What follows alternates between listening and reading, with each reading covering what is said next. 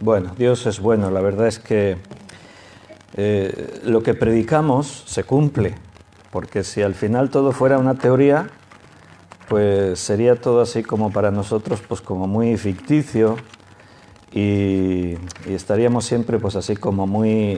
Pero no, o sea, lo que predicamos es verdad y aunque a veces pues el Señor nos sigue sorprendiendo, pero la verdad es que Él ha prometido y Él cumple. Dios es fiel y Dios nos cuida, Dios cuida de sus hijos, Dios sigue tratando con las personas de este mundo y estamos realmente seguros en sus manos. Eso no quiere decir que a veces no viene tribulación, que viene y pasamos momentos difíciles. Pero en medio de la tribulación el Hijo de Dios sigue creciendo y sigue siendo bendecido. Estamos tranquilos. Igual hay personas a las que les sorprende que en medio de tribulaciones y escasez y necesidad y pérdida podamos decir, no, estoy tranquilo, no me preocupo, estoy lleno de paz y descansando en Dios, pero esa es la verdad, no es fingir nada porque es lo que Dios nos ha dicho y lo creemos y por lo tanto lo experimentamos. Y en esta mañana de domingo, creo que ya es el último de septiembre, estamos ya despidiendo un mes más y el tiempo sigue corriendo, el tiempo no se detiene y eso me estaba haciendo pensar y orando y leyendo la palabra. Otra vez el Señor me llevaba a la reflexión de su venida. Siempre digo que la segunda venida de Cristo es un tema que la Iglesia tiene que predicar constantemente. Y no siempre ni en todo lugar se predica la venida de Cristo. Pero hay una promesa que se encuentra en el Evangelio de Juan capítulo 14. Si tenéis Biblia, pues abridla. Evangelio de Juan capítulo 14. Vamos a leer los 3 primeros versículos. Es una promesa preciosa que Jesús nos ha dado, que nos bendice, nos sostiene, nos anima. Decía Jesús, Evangelio de Juan 14, 1 al 3, no se turbe vuestro corazón. ¿Creéis en Dios? Creed también en mí. En la casa de mi Padre muchas moradas hay. Si así no fuera, yo os lo hubiera dicho. Voy pues a preparar lugar para vosotros. Y si me fuere y os preparare lugar, vendré otra vez y os tomaré a mí mismo para que donde yo estoy, vosotros también estéis. Estas palabras de Jesús están un poquito antes de que la vida de los apóstoles, de los discípulos, cambie drásticamente. Porque hasta ahora han recibido algo que ha cambiado y ha revolucionado sus vidas. Muchos de ellos ya creían y esperaban la venida del Mesías. Eran judíos que conocían las Escrituras y anhelaban y deseaban que este día se cumpliese. Quizás no acababan de entender cómo sería esta venida, pero lo esperaban. Y cuando Cristo vino, lo recibieron.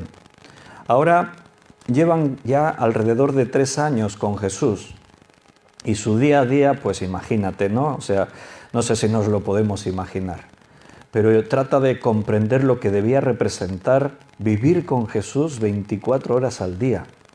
O sea, eso tenía que ser espectacular, estar con Él todos los días, a todas horas. Era como que, bueno, como yo me imagino como un niño pequeñito, ¿no? Que está siempre bajo la protección del papá, de la mamá, y que cualquier problema que tiene, ahí está el papá y la mamá que se lo van a solucionar. Cualquier duda, cualquier inconveniente, si hay que dar la cara ante algo, él no se preocupa, tiene a sus padres. Los apóstoles, los discípulos debían estar así este tiempo, porque era vivir con Jesús, ahí está el Señor. Él demostró tener todos los recursos, todo el poder, Él tenía respuestas para todo y yo me imagino que ellos se habían hecho a la idea de que esto ya era para siempre, porque, bueno, en alguna ocasión así lo manifestaron. E incluso cuando fueron allí al monte de la Transfiguración, 3 de esos apóstoles, y de estar allí viendo a Jesús transfigurado en su gloria, a Moisés y a Elías, pensaron en hacer ya como una especie de cabaña y nos quedamos aquí. Pero sus vidas iban a cambiar y no se lo esperaban. Cuando Jesús les anunciaba que era necesario que Él padeciese en manos de los pecadores y fuese muerto, pero siempre les decía, y resucite al tercer día, ellos se quedaban con la primera parte, es necesario que me maten, y no lo entendían, no lo aceptaban. Les decían, bueno, una vez el mismo Pedro le dijo, no permitas que eso te ocurra. Pedro no había escuchado bien las palabras de Jesús. Él dijo, es necesario, tiene que ocurrir así. Y tampoco escucharon la segunda parte, pero resucitaré al tercer día. Se quedaron con que es necesario que me maten. Y esto no entraba dentro de sus planes. Los discípulos de Jesús no tenían previsto quedarse sin Jesús. Lo querían para siempre. Sus vidas habían cambiado.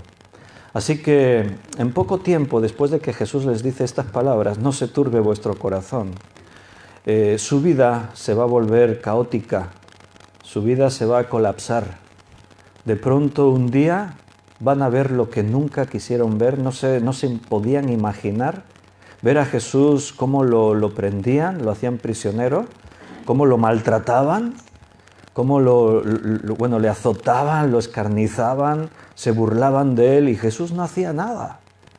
Se quedaba callado como si fuera impotente ante esa situación. Y para los apóstoles, bueno, esto debió ser algo que les desbordó por completo. Era inaudito, no imaginaban que eso pudiese ocurrir un día. Así que solo les iba a quedar la esperanza a partir de ese momento. En el Salmo 27, versículo 13 dice, hubiera yo desmayado si no creyese que veré la bondad de Jehová en la tierra de los vivos. Hubiese yo desmayado si no tuviese esa esperanza de que un día, más allá de este mundo, nos espera nuestra patria celestial, nos espera la tierra de los vivos, donde estaremos para siempre. Hay momentos en que solo podemos creer y aceptar las cosas que nos vienen, aunque no entendamos nada de lo que está ocurriendo, pero tenemos algo muy valioso, que es la esperanza, que se fundamenta sobre las promesas preciosas de Dios. Si las promesas hubiesen venido de algunos hombres, por mucho poder que estos hombres tuviesen, sabemos que no siempre las promesas se pueden cumplir, porque todo está sujeto a muchas condiciones, hay muchos condicionantes que van a obrar para permitir que yo pueda cumplir una promesa o no. Yo te puedo prometer algo, pero después las circunstancias de la vida pueden impedirme, pueden hacer que mi promesa no sea factible y no puedo cumplirla. Entonces nosotros tenemos algo que no nos vino de algún hombre, nos vino de Dios directamente. Y no vamos a dudar ni así, ni un poquito, de que Dios vaya a cumplir lo que prometió. Porque la Escritura, entre otros atributos, dice que Dios es fiel y su fidelidad es para siempre. Dios no muta, no cambia, no cambia su forma de pensar, de ser. El Señor no crece ni mengua, es el mismo ayer, hoy y por los siglos. Él es inmutable, por lo tanto la fidelidad de Dios se mantiene para siempre y sus promesas siguen vigentes siempre. En estas palabras, lo primero que Jesús les dice es esto: no se turbe vuestro corazón. Jesús sabía lo que vendría. Y a continuación de esto, nosotros nos hemos quedado en los 3 primeros versículos de este capítulo 14, porque la enseñanza sería muchísima para poder digerirla en esta mañana. Pero después les habla y les promete la venida del Espíritu Santo. No vais a quedar huérfanos. Él les está preparando para lo que viene. Vais a recibir el Espíritu Santo. Él estará con vosotros siempre, no os dejará huérfanos. Les llega a decir, es necesario que yo me vaya. Ellos no lo entendían. Por eso les dice, no se turbe vuestro corazón. Y les dice algo, ¿creéis en Dios? Creed también en mí. Lo que está haciendo Jesús es probar que el Dios que está en los cielos, el Dios del universo, realmente es un Dios que nos ama. Y ahí os lo está demostrando. Cristo era la demostración de que el amor de Dios realmente era lo más grande que nadie podía entender y comprender. Que no era un Dios lejano, que era un Dios que estaba muy cerca de nosotros. ¿Creéis en Dios? Creed también en mí. Miradme. Él se lo dijo más de una vez, yo soy la evidencia de la bondad de Dios. Yo y el Padre uno somos. Tomás le dijo, muéstranos al Padre. Lo dice ahí un poquito, Felipe, les dice, Tomás les dice, sabemos a dónde va, no sabemos el camino. Tomás le dice, muéstranos al Padre y nos basta. Jesús dice, ¿tanto tiempo hace que estoy con vosotros y no me has conocido, Felipe? El que me ha visto a mí, ha visto al Padre. ¿Creéis en Dios? Creed también en mí. En estas palabras, Jesús está transmitiendo esa confianza de que Dios no es un Dios que está lejos. No es un Dios que está allí en la distancia, no sabemos en qué lugar del universo, en las alturas. En las Escrituras se habla muchas veces del trono de Dios que está en las alturas, el Dios que llena los cielos. El mismo Jesús, cuando les enseñó a orar, les dijo, Padre nuestro que estás en los cielos. Pero cuando Cristo vino a este mundo, algo nuevo ocurrió en nosotros, en nuestra vida. De pronto ese Dios se hizo cercano. De pronto Dios se hizo más asequible, más comprensible. Y todo esto estaba dentro del plan de Dios diseñado allí en algún momento en la eternidad que nosotros desconocemos. Pero ahora Dios es un Dios al que podemos contemplar, al que le hemos escuchado hablar mientras nos miraba a los ojos. Es un Dios que le pudimos comprender, porque estaba así como semejante a nosotros, como muy cercano, aún mostrando en su propia vida situaciones y experiencias que nosotros vivimos todos los días. Cuando Jesús les dice, no se turbe vuestro corazón, yo me imagino que si alguien viene y te dice, mira, no te asustes, ya te pones en alerta, ¿no? Cuando alguien viene y te dice así, no te asustes, dice, ya está, ha pasado algo gravísimo, ya, y te asustas. Produce un efecto contrario al enunciado, no te asustes, pero tú te asustas. No se turbe vuestro corazón. No les gustaba a los discípulos ese mensaje de Jesús. Es necesario que vayamos a Jerusalén, que me maten, que me torturen, que me maten. Otra vez el Señor les dice, el diablo me ha pedido para zarandearos, como el viento zarandea al trigo. Otra vez les dijo, en el mundo tendréis aflicción. Ese mensaje no era agradable. ¿A quién le gusta ese mensaje? A mí no. A mí me gustan más todos los mensajes positivos. Por lo menos es lo que yo me gustaría escuchar siempre. Todo lo que viene del Señor, que me habla de fortaleza, de seguridad, de felicidad, de gozo, de bendición. Pero la realidad es la realidad, y este mundo es un mundo de pecado. Y nadie podrá decir que el Señor nos engañó y nos ofreció algo que fuese diferente a la realidad. El Señor no nos engañó, nos demostró que realmente... Después vamos a leer algunos versículos más, aparte que esto de lo que os he dicho ahora. ¿Creéis en Dios? Creed también en mí. Jesús es la prueba de que Dios está dispuesto a dárnoslo todo. Dice allí la palabra de Dios que si Dios no escatimó a su propio Hijo, sino que lo dio por todos nosotros, ¿cómo no nos dará juntamente con Él todas las cosas? Cristo era lo más valioso que tenía. Era su único Hijo. Es un lenguaje humano para que entendamos ese amor inmenso, esa abnegación y entrega de un hijo y el mismo Jesús ofreciéndose para morir por sus amigos. Era la demostración que necesitábamos para sentirnos cerca de nuestro Dios.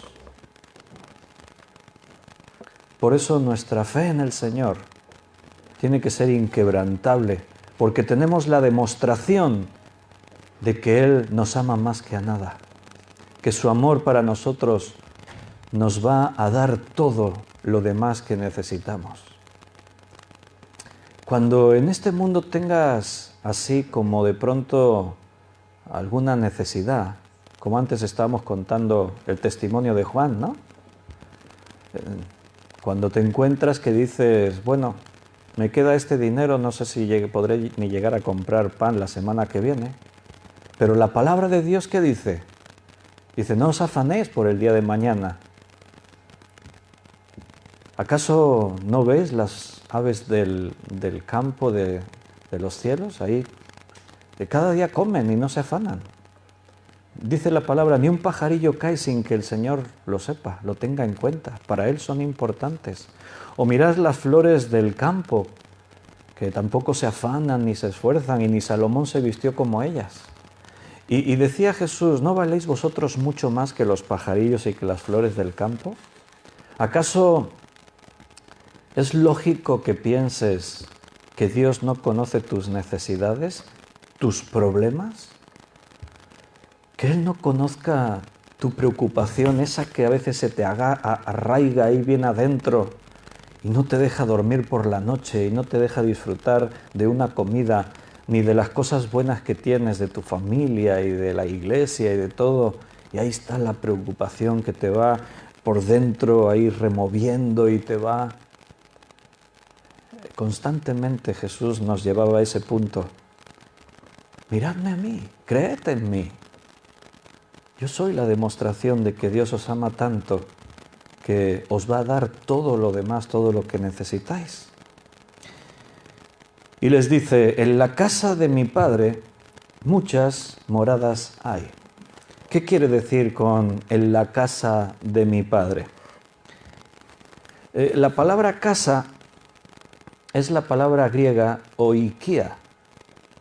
Y oikia habla de una casa, pero la palabra griega nos habla de casa, pero así como con un contexto familiar.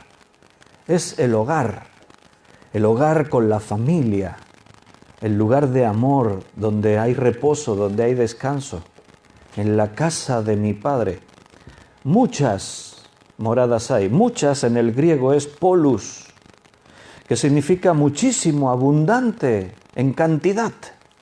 O sea, de alguna forma queriendo decir que allí no falta espacio. En la casa de Dios, en ese lugar familiar, donde la misma presencia de Dios estará a nuestro lado, ahí no falta el lugar. En este mundo falta espacio. A veces vivimos en pisos pequeños, vivimos en lugares donde, bueno, ahora con el confinamiento que vivimos meses atrás, pues muchos encontraron esa necesidad. Ahora en las noticias dicen que están aumentando la venta de casas a las afueras de las ciudades, así con jardines, con más espacio. La gente se dio cuenta que vivimos demasiado estrechos. En la casa de Dios no hay problema de espacio. Y dice que hay muchas moradas. La palabra moradas es moné del griego, que significa residencia, quedarse en un lugar permanentemente. Entonces Jesús les dice, en la casa de mi Padre hay muchas moradas. Y añade, si así no fuera, yo os lo habría dicho. O sea, Jesús dice que yo no os voy a mentir. Aquí la palabra nos demuestra la honestidad de Jesús. Jesús siempre fue honesto.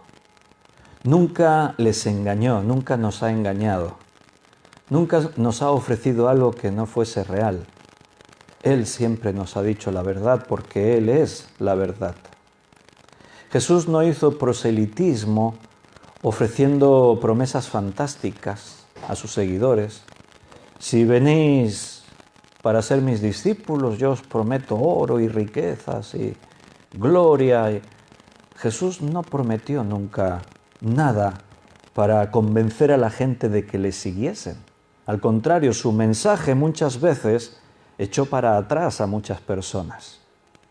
Si su mensaje hubiese sido otro, Jesús, después de esos 3 años y medio aproximadamente que estuvo ejerciendo su ministerio público, habría tenido multitudes siguiéndole. Pero como su mensaje era tan radical, era tan estricto, igual que la gente venía y le escuchaba, se marchaban. A veces hubo miles escuchándole, siguiéndole. En la alimentación de los 5.000 hombres, dice la Escritura, no se mencionan mujeres ni niños, o sea que igual había 20.000 personas allí siguiendo, escuchando el mensaje de Jesús. Pero tan pronto esos 20.000 estaban escuchándole, tan pronto desaparecieron, no quedó ni uno. Cuando seguían a Jesús y venían, maestro, te estábamos buscando. Y él les dice, me buscabais porque ayer comisteis, os di de comer y comisteis como animales, como verdaderas bestias. Mira, os habéis equivocado. Si no coméis mi carne y bebéis mi sangre, no podéis tener parte conmigo. Y les empieza a predicar un mensaje que a ellos les choca, no entienden, y dice que se fueron marchando todos y no quedó ni uno. ¿Era un mal predicador Jesús? No, era muy buen predicador, pero el mensaje no siempre gustaba a las multitudes. Pero esto nos habla de su honestidad. Él no trató de manipular la verdad, de mostrarnos algo a medias, ocultando una parte, queriendo suavizar esto. Mira, nuestro Dios nos dice las cosas tal como son. O sea, que no te vas a sorprender de nada porque Dios ya te lo dijo.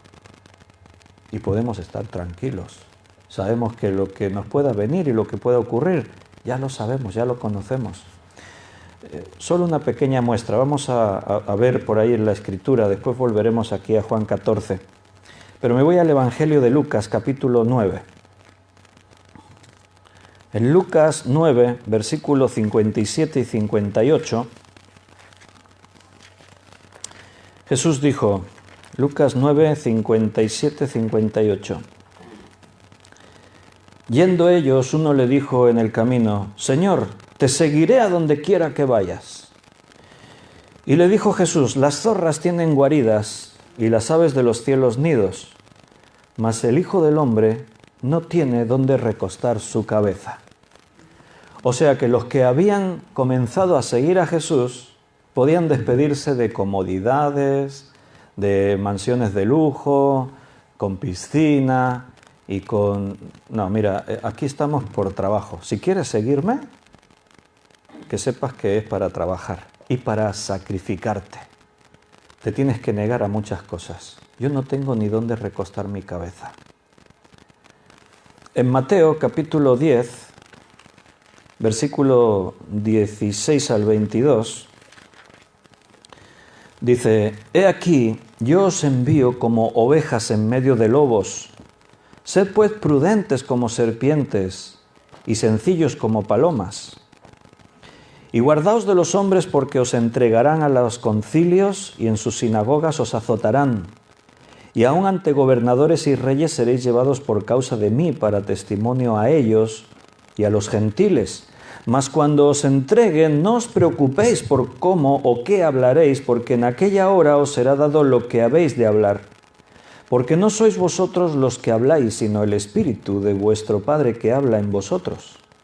El hermano entregará a muerte al hermano, y el padre al hijo, y los hijos se levantarán contra los padres y los harán morir. Y seréis aborrecidos de todos por causa de mi nombre, mas el que persevere hasta el fin, éste será salvo. ¿Qué les prometió Jesús a sus discípulos? Peligros, persecución, odio, oprobios de todo tipo. El hermano asesinará a su hermano, los hijos matarán a sus padres por ser mis seguidores.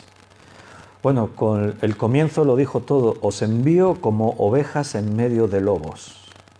La escena te la puedes imaginar. Una oveja en medio de una manada de lobos hambrientos. ¿Qué darías por la oveja? Nada, víctima seguro. Va a durar minutos, muy poco.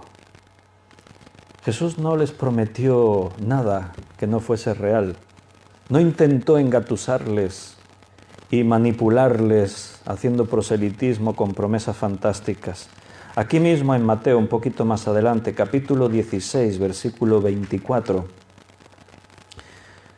Entonces Jesús dijo a sus discípulos: si alguno quiere venir en pos de mí, niéguese a sí mismo y tome su cruz y sígame. Negación, la cruz. Recuerda que la cruz, cuando Jesús dijo esto, no sonaba igual que suena hoy. Hoy algunos que están escuchando este versículo alguna vez en una predicación, si quieres seguir a Jesús, toma tu cruz y síguelo. Y hace así, se saca la cadenita y dice: sí, mira, yo ya la tengo.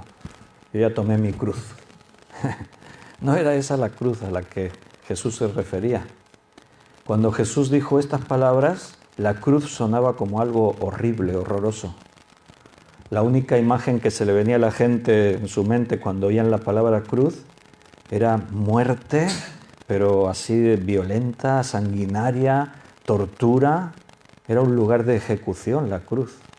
Y Jesús le está diciendo a sus seguidores: si me queréis seguir, tenéis que tomar vuestra cruz.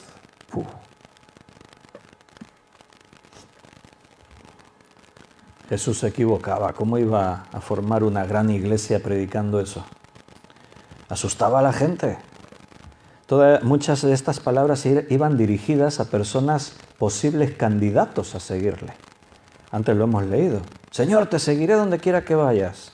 Mira, no tengo ni dónde recostar mi cabeza. Que sepas que seguirme implicará renuncia, sacrificio.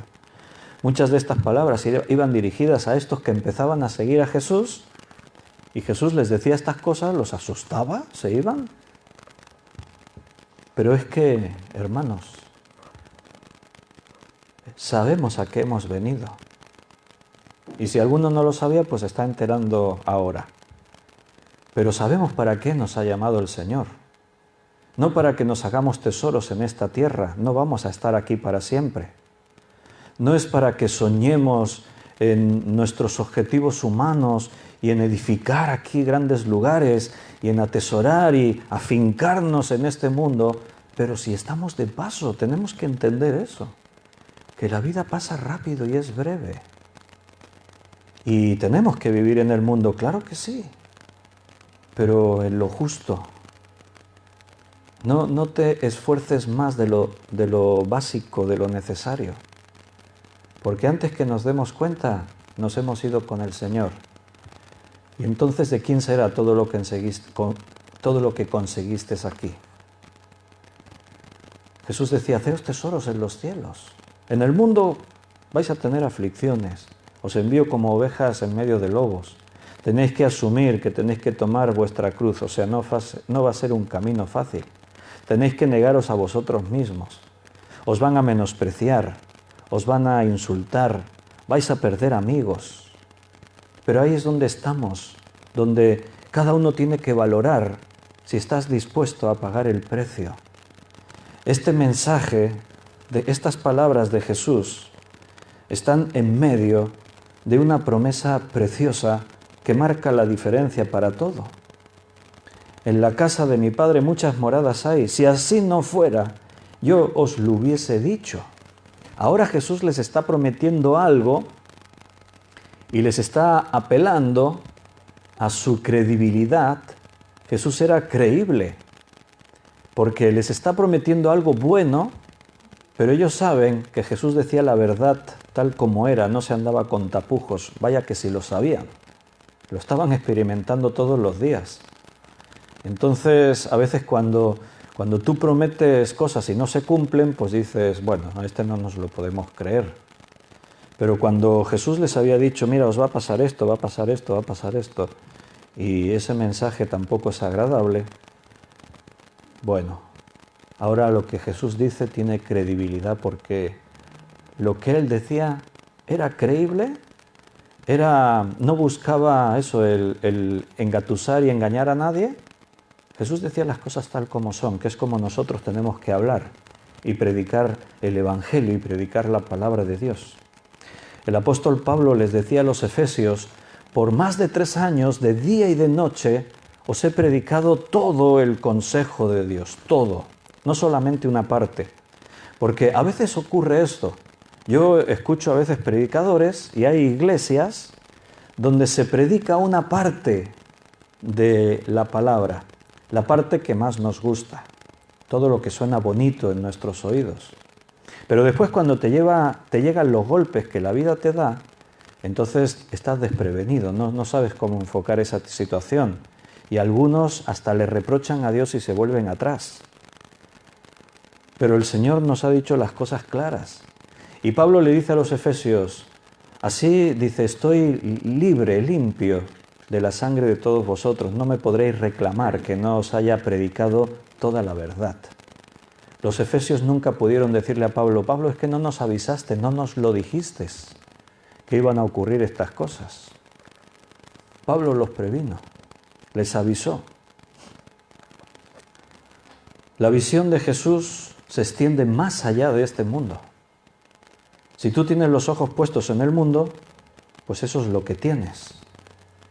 Pero los héroes de la fe, dice en Hebreos 11, que tenían sus ojos puestos en la patria terrenal, no en la celestial, no en la terrenal. Ellos no anhelaban una patria terrenal. Dice que anhelaban la promesa, lo que Dios les había prometido. En la casa de mi Padre hay muchas moradas. Tenían sus ojos puestos en el premio, en el galardón, realmente lo que valía la pena. En las cosas del mundo todo es temporal, todo es pasajero. Y aunque consigas grandes cosas, el vacío en tu interior siempre va a permanecer. Nada de lo que el mundo te ofrece va a poder satisfacer tus más profundos deseos y necesidades. Su visión, uno de los más grandes pensamientos de la Biblia, es que Jesús va delante de nosotros. Él les dice, voy pues a preparar lugar para vosotros. Y repito, este es uno de los más grandes pensamientos de la Biblia, que Jesús ha sido el precursor, el que ha ido abriendo el camino. Él nos ha mostrado a dónde tenemos que ir. Y eso, hermanos, bueno, es un regalo que lo tenemos y no lo apreciamos, pero realmente cuando alguien te marca el camino, tú vas seguro, porque solo tienes que seguir. Cuando no hay nadie que te muestre la dirección y te sientes perdido, es terrible, porque el desconcierto, el temor, la inseguridad, te quedas ahí que no sabes qué. Pero Jesús nos mostró el camino. Él es el precursor. Mira, en Hechos capítulo 6, versículo 20, en Hechos 6, 20 no, creo que me equivoqué, es Hebreos 6, 20, sí, está hablando de Jesús allí como precursor. Hebreos 6, 20, aparece esa palabra. Dice, porque Jesús entró por nosotros como precursor, hecho sumo sacerdote para siempre según el orden de Melquisedec. Esa palabra precursor es una palabra griega, se pronuncia prodromos. Prodromos se ha traducido al castellano como precursor. Y en el contexto de Roma, el prodromoi era las tropas de soldados romanos de reconocimiento que iban delante antes de las batallas. Estaban estas tropas que les denominaban de esta manera, prodromoi, precursores. Entonces ellos iban, inspeccionaban los lugares, marcaban un camino. Siempre se reconoció que Roma, militarmente, marcó una diferencia en cuanto a las batallas, las estratégicas de guerra, etc. desarrollaron una serie de técnicas que, bueno, mostraron realmente la efectividad porque conquistaron prácticamente todo el mundo conocido en su época. Y una de estas técnicas era esto: ellos tenían tropas, los prodromoi, que eran los que iban delante, los precursores. Examinaban, inspeccionaban, detectaban los focos problemáticos donde había mucha resistencia, veían a los enemigos, los ejércitos, las fortalezas. Así que cuando las legiones, cuando los demás soldados tenían que ir, ya sabían a dónde iban. Y esto en una guerra, en una batalla, bueno, es importantísimo. Hoy en día con los satélites y eso lo ven todo, pero en aquel tiempo estos ejércitos iban a la batalla y no sabían lo que se encontrarían. Y a veces lo que se encontraban no lo habían calculado, superaba sus expectativas y eran derrotados, masacrados en el campo de batalla. Además, esta palabra, prodromos, también en este contexto histórico, cuando aquí el autor a los hebreos la usa para referirse a Cristo, también hablaba de los barcos pilotos que guiaban a los grandes buques o barcos a la entrada de según qué puertos. Por ejemplo, el puerto de Alejandría dicen que era un puerto muy peligroso. Había que entrar por lugares estrechos y los grandes buques temían siempre entrar a este puerto. Más de uno había tenido ahí problemas al chocar contra rocas que están bajo el agua y no se veían. Entonces tenían estos barcos piloto llamados prodromos. Y estos barcos guiaban al barco grande por donde tenía que ir. Entonces el capitán del buque iba tranquilo, porque tenía alguien que le mostraba el camino. Él ya no se tenía que preocupar de nada, solamente seguir a este barquito más pequeño. Hoy en día esto también está en los puertos actuales. Hay un barco, de pronto tú verás un barco pequeñito que parece que va tirando de un barco enorme, grandísimo, y esos son los protocolos que están dentro de los puertos. Seguro que Robert Landon nos podría explicar que ocurre eso, ¿no? Sí. Entonces, Jesús es nuestro precursor. Y repito, esta es una de los más grandes pensamientos que hay en la Biblia. Cristo nos ha abierto el camino al cielo, a la eternidad, la vida eterna. Ahora ya está bien marcada por dónde va. Ya no es una idea abstracta de que, bueno, sí, ahí dice la Biblia, pero ¿y cómo será? ¿Llegaremos? ¿Es algo real? ¿Es ficticio? ¿Quería decir otra cosa la Escritura cuando dijo? Hay cosas que Dios nos ha dejado y que quizás no acabamos de valorar, pero que tienen un valor inmenso, y esta es una de ellas. La imagen de Jesús no fue solo muere en la cruz, resucita y de esa forma, creyendo en Él, tenemos vida eterna. No, es que juntamente con Cristo dice la Escritura que Dios nos dio todas las cosas. También esta seguridad de saber a dónde vamos. Jesús les dice, sabéis a dónde voy, conocéis el camino. Por eso Tomás dice, no sabemos a dónde vas, ¿cómo pues podemos saber el camino? Jesús le dice, yo soy el camino, la verdad y la vida. Nadie va al Padre si no es por mí. Jesús es el camino. ¿Qué quiere decir eso? ¿Cómo lo has entendido eso de que Jesús es el camino? Bueno, porque Él nos ha mostrado. Él ha ido primero. Ahora nosotros solo tenemos que seguir sus pisadas. Ya no tienes que estar preocupándote de los indicadores, de las señales. No necesitamos un GPS en el espíritu porque el Señor ya dejó las huellas. Él ya ha dicho, es por aquí. Ahora nosotros solo tenemos que seguirle. Solo tenemos que ir tras sus pisadas. Voy pues a preparar un lugar para vosotros. Bueno, no sé tú, pero a mí estas palabras me desbordan, me hacen detenerme cuando estoy ahí leyendo en casa, en tranquilidad, y cuando llego a puntos como estos en la Escritura realmente tengo que parar y darle gracias al Señor y tratar de asimilar lo que eso significa. Porque aquí el texto está hablándote a ti de una forma personal. La palabra de Dios, que es viva y es eficaz, provoca esa forma increíble en la que tú te conviertes en alguien especial para Dios. No es un libro escrito para millones, es un libro escrito para ti. Es su palabra viva. Es Dios hablándote en ese instante de intimidad en la que tú te acercas a Dios. No a un Dios que está en los cielos, sino a un Dios al que tú le dices papá. Y de pronto ese Dios está tan cerca tuyo que te habla, y su palabra cobra vida, y Dios te dice, estoy preparando un lugar para ti. ¿Y tú cómo asimilas eso?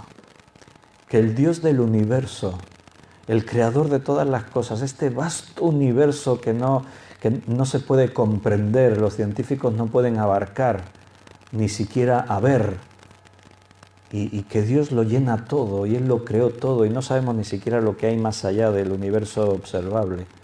Es un misterio para nosotros. Y Dios te dice, estoy preparando un lugar para ti. O sea, eres tan importante para mí que donde yo estoy quiero que tú estés conmigo, y por eso con cuidado preparo ese lugar. Si el Señor prepara algo, ten por seguro que es perfecto. ¿Podemos entender lo que eso representa, lo que eso significa? Estamos hablando de Dios, que es todopoderoso, que es todo creativo, que es absolutamente el dueño y señor de lo que existe y que no tiene límites para nada, porque el Señor dice y las cosas ocurren. Y ese Dios está preparando un lugar para ti. Si tú dices, bueno, te voy a preparar un lugar para que te vengas a vivir una temporada conmigo. Bueno, seguro que vas a ir con la expectativa a ver cómo será el sitio, a ver cómo estará decorado, a ver las comodidades, y a lo mejor cuando llegas no te gusta. Y dices, bueno, sí, qué bonito, sí, cómo me gusta. Pero dices, aquí tengo que vivir yo una temporada.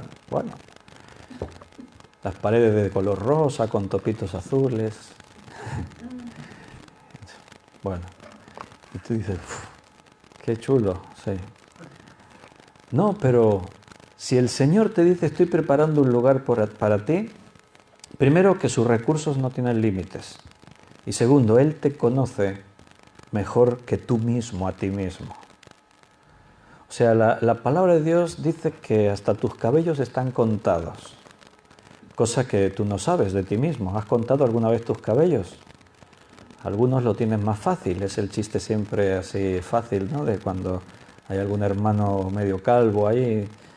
Pero lo que quiere decir la palabra es que todo en tu vida, hasta los detalles más insignificantes, para Dios no lo son. Él lo sabe todo de ti, lo conoce todo, tiene cuidado de todo. Él vela por tu vida de una forma especial, exclusiva, como nadie. Él sabe todo, pues ese Dios está preparando un lugar para ti. Yo ya estoy deseando verlo. Yo ya deseo estar en ese lugar. Mira, ¿cuál sería, en este mundo, para ti, cuál sería el mejor lugar? El lugar que te gustaría poder visitar. No solo visitar, ¿dónde te gustaría vivir en este mundo? ¿Dónde realmente dirías, bueno, si yo pudiera escoger, me gustaría que mi casa tuviese esta forma, este diseño, fuese igual que aquella que vi, o yo que sé, en una playa de estas paradisíacas, donde siempre hace buen tiempo y no hay huracanes ni tsunamis, porque esa idea idílica de tener una casa en la playa, con esto del cambio climático hay que pensárselo varias veces. Pero no, hay el lugar más idílico, más paradisíaco, mejor que te puedas imaginar de este mundo. Pide, es gratis, imaginar no cuesta nada. Imagínate el mejor lugar, un palacio de princesas, yo qué sé, imagínate lo que quieras. Bueno, todo esto, la Biblia dice que es vanidad de vanidades. Todo lo que te puedas imaginar aquí, todo lo que puedas conseguir bajo el sol, es pura vanidad. en comparación con las riquezas y con lo que Dios tiene y puede y nos va a dar. Ese lugar que Dios prepara para ti, bueno, será increíble, ni podemos imaginarlo. No es una chabola ahí pintada de cualquier manera, no, no. Como un hermano una vez que leyeron este texto, ¿no? Y le dijo, voy a preparar moradas para vosotros. Y al acabar el hermano le dice al pastor, pastor, es que a mí el morado no me gusta. Estaba ya viviendo en una morada, en una casa de color morado. Pastor, a mí el morado no me gusta. Bueno, espero que yo me haya explicado. Lo que está diciendo Jesús es que vendré otra vez. Y si me fuere y os preparare el lugar, vendré otra vez. Y os tomaré a mí mismo, para que donde yo estoy, vosotros también estéis. Qué bien suena, ¿verdad? En una despedida cuando la persona a la que amas te dice, volveré. Y sabes que va a volver. Volveré. Bueno, antes yo os decía, las promesas a veces no las podemos cumplir. También se ha dado el caso de muchos que se fueron y dijeron, volveré, y después pasó algo y no pudieron volver. Pero te aseguro que si Jesús dijo que volverá, te aseguro que volverá. Porque los hombres tenemos limitaciones, estamos condicionados, pero el Señor no, Dios no. ¿Quién puede resistir a Dios? ¿Quién puede hacerle frente? ¿Quién puede cambiar sus planes? Nadie. Jesús dijo, vendré otra vez y os tomaré. La venida de Jesús es algo que, a mi parecer, por lo que la Biblia dice, se predica poco en las iglesias. Tenemos que predicar más de la venida de Cristo. A mí me gusta predicar de la segunda venida. ¿Por qué? Porque es nuestra esperanza, es nuestro anhelo y deseo.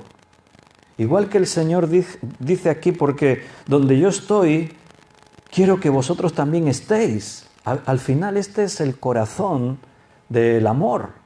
Cuando tú amas a alguien, quieres estar con esa persona, ¿o no? Algunas parejas intentan evitar mirarse. Cuando tú amas a alguien, deseas con todas tus fuerzas estar con esa persona porque la amas.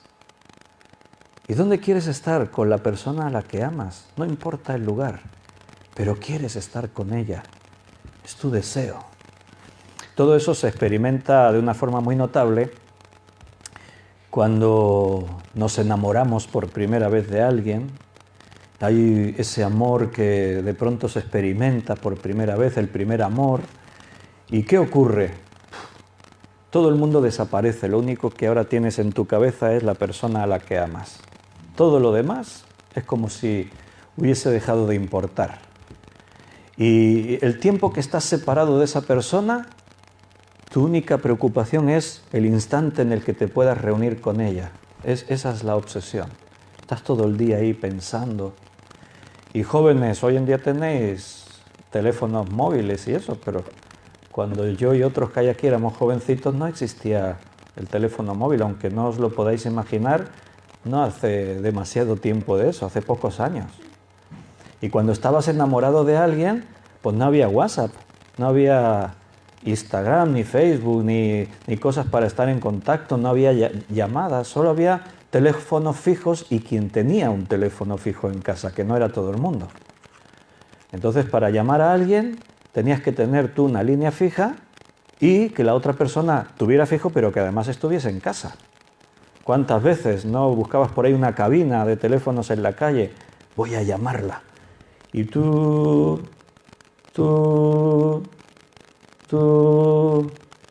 Y a las 30 o 40 llamadas dices, va a ser que no va a estar en casa. Qué mala suerte. ¿Dónde estará? ¿Le habrá pasado algo? Hace 10 minutos que la viste, pero estás ya súper preocupadísimo. Vivíamos de otra forma. Pero donde está la persona a la que tú amas es donde tú quieres estar. Es lógico que Jesús diga, donde yo estoy, quiero que vosotros estéis conmigo, porque Él nos ama. La pregunta es, ¿y tú quieres estar con Él? ¿Lo amas tanto como para desear estar con Él? Volveré. Si os preparo lugar, es para venir a buscaros, para tomaros a mí mismo, para que donde yo estoy, vosotros también estéis. Hermano, ahí tiene que estar tu mirada. Ahí tiene que estar tu anhelo. Esta es la consumación de la historia. Es lo que todos deberíamos estar esperando. El triunfo de Cristo será su venida, el triunfo total. Él triunfó en la cruz, pero ha dejado algo para un poquito más adelante. El mundo sigue, el mal sigue controlando el mundo. Él ya sometió a los principados y a las potestades y a los gobernadores de las tinieblas, a todos estos poderes demoníacos y espirituales, ya los sometió bajo sus pies. Pero Él todavía está dejando un poquito más de tiempo porque no quiere que nadie se pierda, sino que todos procedan al arrepentimiento. Ahí está, pero la culminación de toda la historia de la humanidad, lo que los que creyeron en Dios en todas las épocas están esperando, es ese triunfo total y absoluto cuando Cristo venga. Estas palabras de Jesús, esa promesa, es lo que más debería desear tu corazón. El cumplimiento de lo que está prometido. Él dijo, volveré, y deseamos que eso se cumpla, que eso ocurra. Estar con Cristo para siempre. Llegar a ese mundo, una creación nueva, cielos nuevos y tierra nueva, donde ya no haya más dolor y más sufrimiento, donde ya no sientas más preocupaciones ni ninguna cosa negativa. Dice, cuando Él se manifieste seremos semejantes a Él, dice la palabra. Hermanos, el reloj sigue contando. Antes decíamos al empezar, estamos acabando septiembre del año 2020. No nos daremos cuenta y estaremos en el 2021. Y el 2022, y el 23. ¿Cuándo llegará Cristo? ¿Cuándo se cumplirá su promesa? Estamos cerca. Yo no sé cuántos años faltan, o si son meses, porque ya te habrás dado cuenta que la historia de la humanidad puede cambiar de la noche a la mañana. El hombre se siente vulnerable. Se da cuenta que un bichito microscópico que ni veíamos puede cambiar la vida del planeta. Y resulta que la Organización Mundial de la Salud no deja de insistir en que el COVID-19 es nuestra preocupación menor, que a consecuencia del cambio climático, de la interacción de las personas con los animales, prevén de que haya otros muchos virus y mucho más letales y contagiosos que el COVID-19 que están empezando a pasar de animales a personas. Y esto es algo que hace años que se está diciendo. Y hasta que no nos golpeó el COVID-19 nos dimos, anda, pues era verdad. La vida puede cambiar en un instante. Y resulta que todo ese afán por atesorar y tener en este mundo de pronto pierde todo el sentido. Vaya, ahora va a resultar que la Biblia tenía razón. Que tendríamos que estar más preocupándonos en lo que vendrá, donde estaremos para siempre y no un breve lapso de tiempo aquí en la tierra. Ten por seguro que Cristo viene, y viene pronto. Pon tu corazón en eso, pon tu mirada en las cosas de arriba. Vive como si este fuera el último día que vamos a estar en el mundo. Desea estar con Cristo, es lo mejor. Voy a hacer una oración y nos despediremos con una alabanza. Así que si el grupo de alabanza ya quieren ir pasando al frente, estaremos ahí alabando al Señor y vamos a orar ahora. Padre, muchas gracias por todo lo que tú eres para nosotros, por todo lo que tú haces, porque todo lo que tú haces es bueno. Todo lo que tú, Señor, has traído a nuestras vidas es lo mejor. En el mundo tenemos aflicción, no nos engañaste, es algo que ocurre, pero es temporal. Es algo que forma parte de este corto espacio de tiempo de nuestra vida. Por eso, Señor, ayúdanos a desprendernos de los afanes de este mundo. Tú ya nos lo mandaste, no os afanéis, pero necesitamos tu ayuda para realmente poder vivir de esa forma sin afanarnos. Necesitamos sentirte de una forma especial,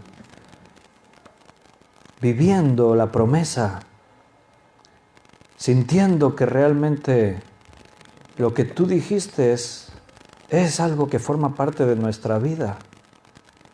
Queremos, Señor, también estar contigo, disfrutar de ese lugar que preparas para nosotros.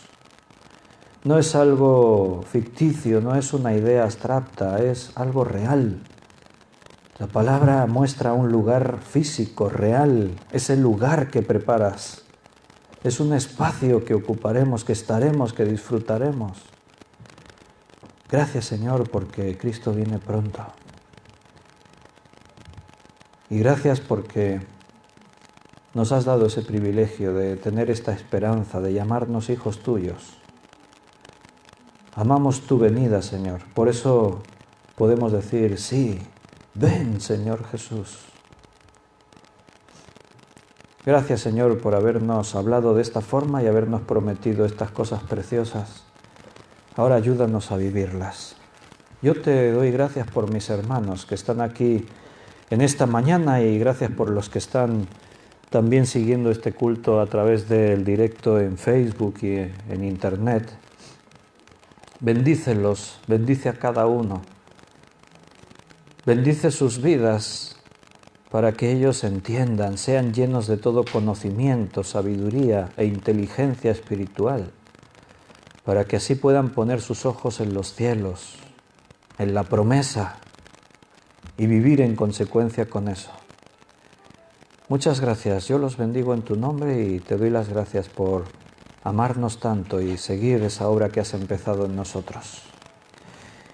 Y naturalmente quedamos en tu presencia con la expectativa de qué será esta semana, pero sabiendo y teniendo la certeza firme que tú sigues a nuestro lado, tú sigues tu obra en nosotros, no nos dejas, no nos abandonas. Por eso, Señor, una vez más, gracias. Gracias, Señor. En el nombre de nuestro Señor Jesucristo. Amén.